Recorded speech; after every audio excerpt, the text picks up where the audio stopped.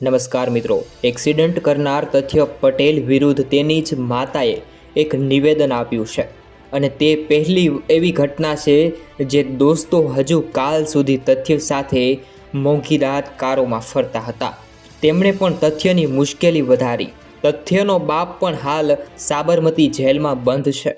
ત્યારે તપાસમાં કોઈ કચાશ બાકી ના રહી જાય તે માટે તથ્યની માતાની પણ પૂછપરછ. ત્યારે હાલમાં તથ્ય પટેલની માતાની કબૂલાતમાં દીકરાને ફૂલ સ્પીડ કાર ચલાવવાની આદત હતી. પોતે અનેકવાર દીકરાને ટોક્યો હોવાના પણ સમાચાર. ઘણીવાર માતાએ દીકરાને કહ્યું કે કાર ધીમી ચલાવ બેટા, પરંતુ તથ્યએ માતાની વાત ગંભીરતાથી ના લીધી. પોલીસ સમક્ષ નિવેદન આપનારી આરોપીની માતા સિટી ટ્રાફિક પોલીસ સમક્ષ 19 વર્ષના તથ્ય પટેલની માતા નીલમ પટેલે પોતાના નિવેદનમાં જણાવ્યું છે કે તથ્યને લક્ઝુરિયસ કાર્સના પોતાના મિત્રો સાથે ડ્રાઇવિંગ પર જવાનો ખૂબ જ શોખ હતો. આ કાર્સ તેના પિતા પ્રજ્ઞેશ પટેલ તેના મિત્રો પાસેથી લાવતા હતા, તેમ પણ નીલમ પટેલનું કહેવું છે. ઉલ્લેખનીય છે કે આ કેસમાં તથ્યના પિતા પ્રજ્ઞેશ પટેલને પણ પોલીસે સહઆરોપી બનાવ્યા છે અને હાલ તે સાબરમતી જેલમાં બંધ છે. નીલમ પટેલનો એવો પણ દાવો છે કે તે તથ્ય જ્યારે પણ તેના દોસ્તો સાથે ડ્રાઈવ પર જતો હતો ત્યારે કાર ફૂલ સ્પીડ પર દોડાવતો હતો.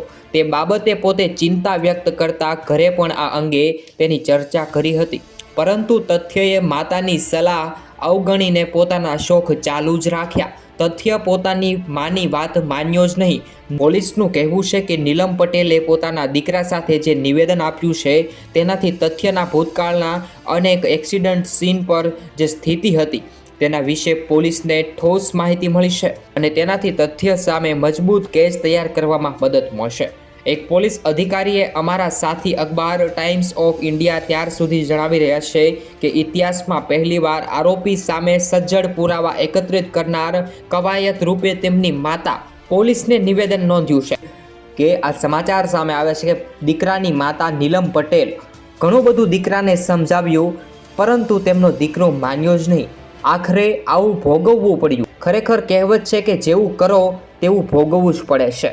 તો આ કહેવત અત્યારે સાચી પડી રહી છે. તો સમગ્ર ઘટનાને લઈ તમારે શું કહેવું છે જરૂરથી કોમેન્ટ કરો અને જેમ બને તેમ દરેક લોકો સુધી દરેક વોટ્સઅપ ગ્રુપમાં આ વિડીયોની લિંકને કોપી કરી અને શેર કરો. ધન્યવાદ. જય હિન્દ.